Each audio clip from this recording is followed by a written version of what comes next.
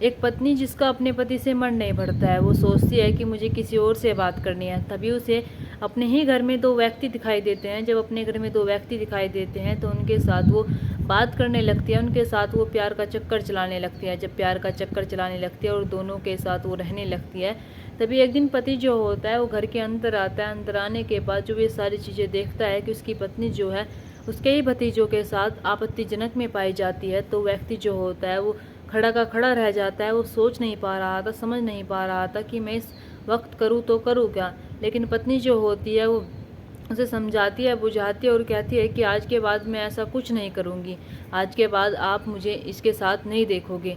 लेकिन वो ये बात अपने पति को तो कह देती है, लेकिन कुछ ही दिनों बाद वो अपने पति के साथ कुछ ऐसा करते हैं जिसे जानकर आप हैरान हो जाएंगे, सोचने पर मजबूर हो जाएंगे कि एक पत्नी अपने पति के साथ आखिरकार ऐसा कैसे कर सकती है। और पत्नी जो है घर के ही अंदर वे कौन व्यक्ति होते हैं जिनके साथ वो अवैध संबंध चलाती है, जिनके साथ वो प्रेम प्रसंग चलाती है। और ये दो लड़के जो होते हैं इसके क्या लगते थे और क्या नहीं लगते थे, जानते हैं हम आगे की कहानी में, आगे की घटना में। चले तो बिना देरी के शुरू करते हैं और आखिरकार इसने अपने पति के साथ ऐसा क्यों किया। नमस्कार, आदाब, सत श्री अकाल, हर हर महादेव। मेरा नाम रूपा है और आज की घटना उत्तर प्रदेश का एक जिला लगता है कानपुर, और इसी के अंतर्गत एक गाँव आता है लक्ष्मण खेड़ा। दरअसल लक्ष्मण खेड़ा 11 मई सन 2025 को पति जो होता है वो नीचे आंगन में सोया हुआ था पीछे की ओर, पत्नी जो होती है ऊपर सोई हुई थी और जो इसकी सास होती है वो नीचे सोई हुई थी।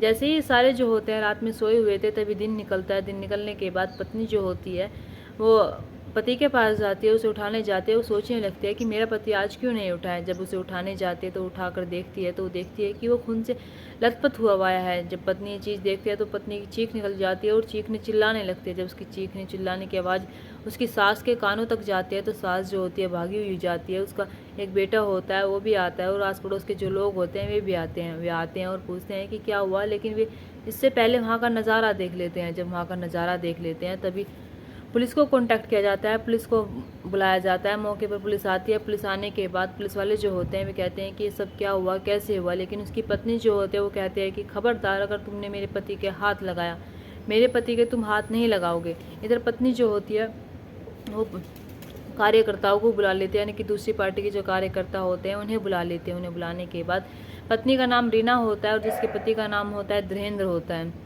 अब जो वो कार्यकर्ताओं को बुला लेते हैं और कहती है कि मेरे पति की हत्या मुझे पता है किसने की है, लेकिन पुलिस वाले जो हैं उन्हें गिरफ्तार नहीं करेंगे। पुलिस वालों ने उन्हें पहले छोड़ दिया था, तो अब क्या उन्हें पकड़ेंगे। जब ये सारी बातें वो पुलिस वालों के सामने कहते हैं तो पुलिस वाले जो होते हैं वे कहते हैं कि ठीक है, आपके पति के साथ ये सब किसने किया हम पूछ रहे हैं, आप बता दीजिए और पहले हमें डेड बॉडी लेने दीजिए, हम इसका पोस्टमार्टम कराना चाहते हैं, तभी तो हमें पता चलेगा कि इसके साथ क्या हुआ है, क्या नहीं हुआ है, किस टाइम हुआ है। लेकिन पत्नी जो होती है वो इनकार कर रही थी। इधर जो दूसरी पार्टी के कार्यकर्ता होते हैं वे भी इनकार कर रहे थे, यानी कि आस पड़ोस के जो लोग हैं, घर परिवार के लोग होते हैं, उनमें बड़ा ही आक्रोश भरा हुआ होता है और कहते हैं कि तुम तब तक इसे यहाँ से नहीं उठा सकते जब तक तुम उन कातिलों को अंदर नहीं डाल देते। अब पुलिस वालों के लिए सबसे बड़ा सवाल ये बन जाता है कि हम बिना प्रूफ के किसी को कैसे अंदर डाल सकते हैं।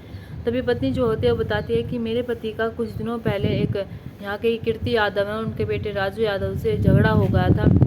जब उनके साथ झगड़ा हो गया था ट्रैक्टर की खराबी के लिए, तो मेरे पति को समझौते के लिए इन्होंने पुलिस स्टेशन बुलाया। पुलिस स्टेशन बुलाने के बाद मेरे पति समझौता करवाया। अगर काश मेरे पति उस दिन समझौता ना करते तो मेरे पति के साथ इतना सब कुछ ना होता। और कीर्ति यादव और उसके बेटे राजू यादव और उसके साथियों ने मिलकर मेरे पति को मार डाला और उनके अंदर आक्रोश आ गया था, गुस्सा आ गया था और गुस्सा आने के बाद उन्होंने मेरे पति के साथ ये सब कुछ कर डाला।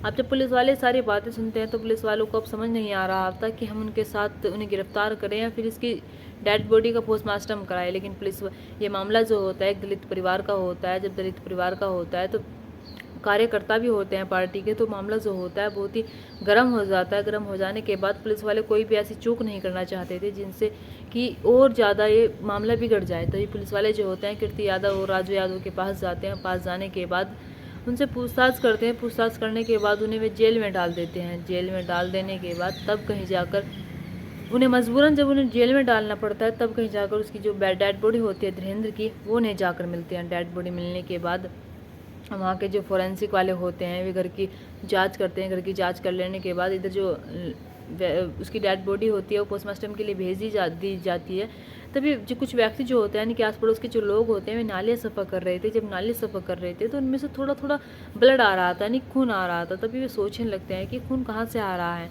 तभी उसकी माँ जो होती है वो क्या देखती है अपने बाथरूम में जाकर, यानी कि धीरेन्द्र की माँ जो होती है बाथरूम में जाती है। बाथरूम में जाने के बाद जब वो देखती है, जब उसकी पाइप हटाती है, हटाने के बाद वो देखती है कि वहाँ से कपड़ा लगाया गया था। कपड़ा लगाने के बाद उसको पानी रोका गया था और अब उसमें पानी जा रहा है, तो इस वजह से ये खून आ रहा है। तो ये पुलिस वाले जो होते हैं अब सोचने लगते हैं कि हत्या जो हुई है घर के बाहर हुई है, लेकिन हत्या का कारण घर के अंदर कैसे हो सकता है। फोरेंसिक वाले जो होते हैं वे भी जब जाँच करते हैं तो घर के अंदर भी खून के छींटे पाए जाते हैं। जब ये सारी चीज़ें देखते हैं पुलिस वाले, तो सारी चीज़ें देखने के बाद अब पुलिस वालों की शक की सुई जो होती है वो परिवार वालों पे जाती है। लेकिन परिवार में जो होते हैं सिर्फ 3 लोग होते हैं, यानी कि धीरेन्द्र की पत्नी रीना होती है और जो धीरेन्द्र की माँ चंद्रावती होती है और उसका एक 5 साल का बेटा होता है।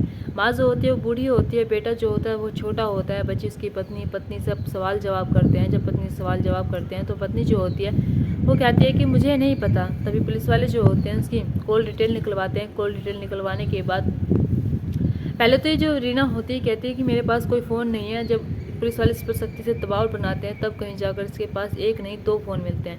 पुलिस वाले जो होते हैं जब इसकी कॉल डिटेल निकलवाते हैं, कॉल डिटेल निकलवाने के बाद उसमें पता चलता है कि जिस दिन इसके पति की हत्या हुई थी, यानी कि 11 मई सन 2025 को इसने 40 से 50 बार सतीश को कॉल कर रखा था। सतीश जो होता है धीरेन्द्र का भतीजा होता है। जब सतीश को इसने कॉल कर रखा था तभी पुलिस वाले जो होते हैं सोचने लगते हैं कि इतनी रात में ये इसको कॉल क्यों कर रही है। और जब उसमें कॉल डिटेल निकाली जाती है तो देखा जाता है कि ये ज़्यादातर बातें कई घंटों तक बातें सतीश से किया करती थी। उससे पहले एक लड़का और होता है जिसका नाम अभिषेक होता है, अभिषेक से भी ये बातें क्या करती थी। अब ये दोनों ही व्यक्ति जो होते हैं रडार पर आ जाते हैं, लेकिन सबसे पहले आता है सतीश। सतीश को गिरफ्तार किया जाता है। गिरफ्तार करने के बाद उससे पूछताछ की जाती है और पूछा जाता है कि तुम इतनी रात गए, इतनी लेट तक क्यों बातें करते थे रीना से और क्यों फ़ोन करते थे, रीना तुम्हें क्यों फ़ोन करती थी। जब ये सारी बातें सतीश से कही जाती है तो सतीश जो होता है वो ज़्यादा देर तक पुलिस वालों के सामने टिक नहीं पाता है। जैसे ही पुलिस वालों के 2 थापड़ उसके मुंह पर पड़ते हैं तो टूट जाता है। टूट जाने के बाद वो बताता है कि हाँ ये सब कुछ हमने ही किया है, लेकिन मैंने नहीं किया है। मैं रीना को ना कर रहा था, मैं उससे कह रहा था कि तुम ऐसा ना करो, लेकिन रीना जो होती है वो ज़बरदस्ती मुझे इस प्लान में शामिल करती है। अब रीना को उठाकर लेकर आया जाता है। जब रीना को उठाकर लेकर आया जाता है, जब रीना को पता चलता है कि उसके प्रेमी सतीश ने पुलिस वालों को सब कुछ बता दिया है, तभी रीना जो होती है वो सतीश पर टूट कर पड़ जाती है, सतीश से लड़ती है। और जब उसे लाया जा रहा था, यानी कि सतीश भी उस गाड़ी में होता है, तो उसमें भी मारपीट करते हैं और कहती है कि तुमने मेरे बारे में क्यों बताया, तुमने क्यों बताया पुलिस वालों को कि मैं भी इस सारी चीज़ में शामिल थी। अब ये दोनों जो होते हैं जब लड़ ही रहे थे आपस में, तभी पुलिस वाले जो होते हैं रीना को बैठाते हैं और बराबर में सतीश को बैठाते हैं, इनसे पूछताछ करते हैं। जब इनसे पूछताछ करते हैं, इनसे कहते हैं कि तुमने ऐसा क्यों किया। तभी रीना जो होती है वो एक ऐसी कहानी सुनाते हैं जिस कहानी को सुनकर पुलिस वाले भी हैरान रह जाते हैं, सोचने पर मजबूर हो जाते हैं कि अगर पत्नियाँ ऐसा करेंगी तो पतियों का क्या होगा। रीना जो होती है वो बताती है कि सन 2019 में उसकी शादी जो होती है धीरेन्द्र से होती है। धीरेन्द्र से जब उसकी शादी होती है, धीरेन्द्र जो होता है उसके घर में सिर्फ एक माँ होती है, उसके अलावा कोई नहीं होता है। अब धीरेन्द्र के 1 साल बाद ही, शादी के 1 साल बाद ही धीरेन्द्र के एक बेटा हो जाता है। बेटा हो जाने के बाद ये जो लोग होते हैं बहुत ही खुश रह रहे होते हैं। 3 साल गुजर जाते हैं। जब 3 साल गुजर जाते हैं तब इसके घर पर सतीश आया करता था। सतीश जो होता है वो कभी कुछ कहा करता था तो कभी कुछ कहा करता था, यानी कि इन दोनों के बीच मजाक मस्तियाँ होया करती थी। और मजाक मस्तियाँ होने के साथ साथ इन दोनों के बीच दोस्तियाँ हो जाती हैं। जब दोस्ती हो जाती है तभी एक लड़का और होता है जिसका नाम अभिषेक होता है। अभिषेक से भी इसकी दोस्ती हो जाती है रीना की।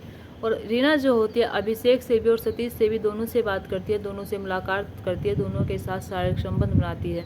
अब जब ये दोनों के साथ शारीरिक संबंध बनाती है तभी इस चीज़ को सतीश को नहीं पता, अभिषेक को नहीं पता था कि वो सतीश से बात करती है। लेकिन अभिषेक को जब इस चीज़ का पता चलता है कि वो सतीश से बात करती है तो अभिषेक जो होता है उसका पीछा छोड़ देता है और वो पीछे हट जाता है। जब पीछे हट जाता है लेकिन सतीश जो होता है उससे लगातार मिलता है, लगातार प्यार भरी बातें करता है।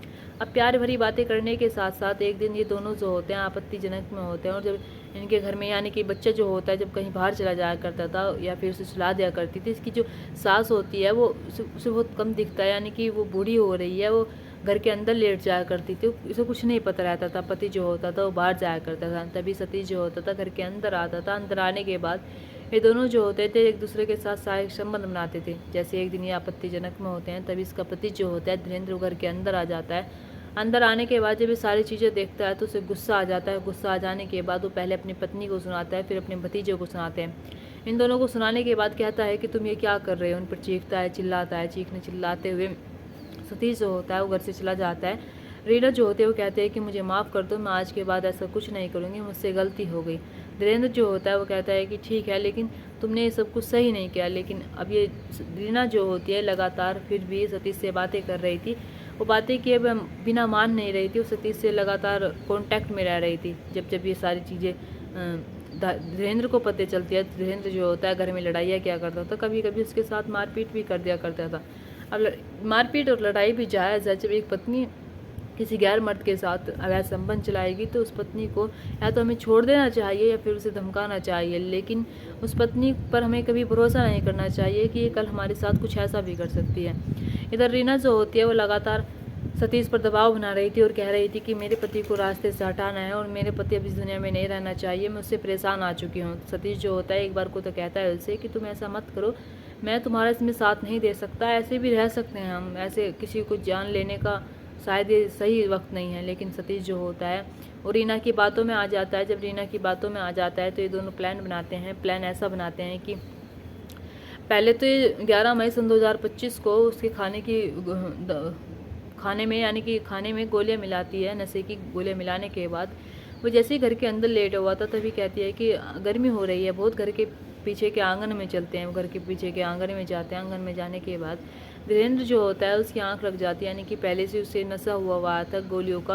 और जब आंख लग जाती है और जब देखती है कि वो सो गया है, इधर जिसकी सास होती है उसका बेटा होता है उसे अंदर कूलर में सुला जाती है। कूलर में सुला जाने के बाद वो अपने प्रेमी सतीश को कॉल करती है। प्रेमी सतीश को कई बार कॉल करती है। कई बार कॉल करने के बाद वो जाकर आता है और ये समय होता है रात के लगभग 10 या 10:30 का समय होता है जब वो घर के अंदर आता है। अंदर आने के बाद रीना जो होते हैं खाट की जो पाए होते हैं उन्हें उठाते हैं। उठाने के बाद वो ताबड़तोड़ करके धीरेन्द्र पर हमला कर देती है और जब तक उसकी सांसें नहीं रुक जाती तब तक उसकी शरीर पर हमला करती है, सर पर हमला करती है। जब उसकी सांसें रुक जाती है तब कहीं जाकर वो सोचती है कि अब इस दुनिया में नहीं रहा है, अब हमारा काम हो गया। तब ये दोनों जो होते हैं इस चीज़ में शामिल हो जाते हैं। जब दोनों इस चीज़ में शामिल हो जाते हैं तब ये घर का सारा आंगन जो होता है सफ़ा करते हैं। सफ़ा कर लेने के बाद जैसे वॉशरूम में जाते हैं, वॉशरूम में जाने के बाद जो ब्लीडिंग होता है वो सब में रुक जाता है। जैसे कपड़ा लगाते, कपड़ा लगाने के बाद उस ब्लीडिंग को साफ़ तो कर लेते लेकिन थोड़ा सा रह जाता है जो नाली में बह रहा था। जब बह रहा था तभी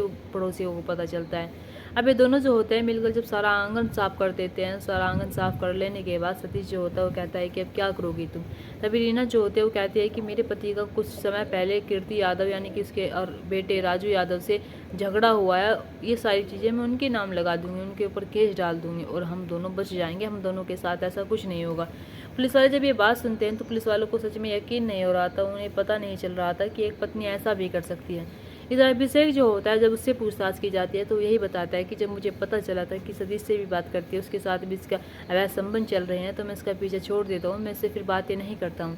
पुलिस वाले जो होते हैं अभिषेक को इसमें सरकारी गवाह बनाते हैं। सरकारी गवाह बनाने के बाद से बातचीत करते हैं। बातचीत करने के बाद जब रीना का फ़ोन देखा गया था तो फ़ोन में बहुत सारी फ़ोटोज़ मिलती है सतीश के साथ, बहुत सारी वीडियोज़ मिलती है। उसके फ़ोन में कुछ आपत्तिजनक वीडियो भी मिलती है। जब पुलिस वाले सारी चीज़ें देखते हैं तो पुलिस वाले सोच नहीं पा रहे थे कि एक पत्नी आखिरकार अपने पति के साथ ऐसा कर कैसे सकती है, जिसे उम्र भर के लिए उसे साथ निभाना चाहिए था, उसने उसकी सांसों को रोक दिया। उसकी माँ जो होती है यानी कि धीरेन्द्र की जो माँ होती है, जब उसे पता चलता है कि उसके बेटे को उसकी बहू ने मारा है तो वाकई में वो बहुत रोती है, बिलखती है और कहती है कि मैं क्या कर सकती हूँ, मेरा तो एक ही आस्ती एक ही औलाद थी और उसे भी मेरी बहू खा गई। अब इधर जब इन दोनों को गिरफ्तार कर लिया जाता है, गिरफ्तार करके जेल में भेज दिया जाता है तो बताया जाता है कि इन्होंने रात में कुछ नहीं खाया था लेकिन सुबह का नाश्ता लिया था। इधर जो उसकी पत्नी होती है यानी कि धीरेन्द्र की पत्नी होती है रीना, वो लगातार अपने बच्चे से मिलने की गुहार कर रही थी, यानी कि अपने बच्चे से मिलने के लिए कह रही थी, अपने बच्चे के लिए रो रही थी। यानी कि जब उसके बच्चे की याद नहीं आई, जब उसने अपने पति के साथ इतना सब कुछ किया, उसे तब उसकी याद नहीं आई जब उसने अपने पति की सांसें छीन ली, तब उसे उसकी याद नहीं आई जब उसने अपने पति को इतनी बेरहमी से मार डाला। इसने सिर्फ किस लिए किया, इसने सिर्फ हवस के लिए किया, हवस के लिए, यानी कि सतीश के साथ रहना चाहती थी और ऐसे व्यक्ति को छोड़कर जो इतना अच्छा था, ठीक था, और ऐसे व्यक्ति के पास जाना चाहती थी जिसमें कमियां भी होती हैं। दोस्तों, इस कहानी को सुनाने का मकसद मेरा आपका दिल दुखाना नहीं था, आपको परेशान करना नहीं था, आपको घटना के बारे में बताना था, आपको सचेत करना था। आप अपने परिवार के साथ खुश रहिए। नमस्कार।